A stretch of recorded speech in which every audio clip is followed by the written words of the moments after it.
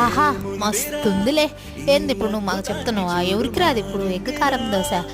సర్లే అండి, నా స్టైల్‌లో చెప్తాను. ఎలా ఉంటదో ఒకసారి ట్రై చేసి చెప్పండి.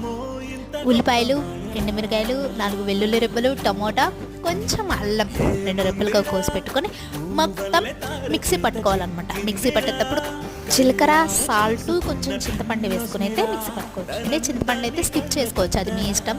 నెక్స్ట్ అదంతా మిక్సీ పట్టిన తర్వాత మనం పోపు వేసుకోవాలి. కరివేపాకు, పోపులు వేసుకొని మిక్సీ పట్టుకున్న మిశ్రమాన్ని అంతా నూనెలోకి వేసి బాగా పచ్చివాసన పోయేంత వరకు వేయించాలి. వేయించిన తర్వాత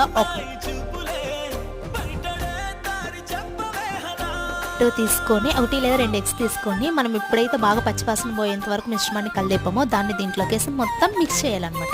మిక్స్ చేసిన తర్వాత ఇంకేముంది, పెనం మీద దోశ వేసుకొని మనం ఎప్పుడైతే ఈ మిశ్రమాన్ని మిక్స్ చేసామో ఆ మిశ్రమాన్ని దీనిపైన వేసి 2 మినిట్స్ బాగా కాగిన తర్వాత వావ్ సూపర్ ఉంటుంది.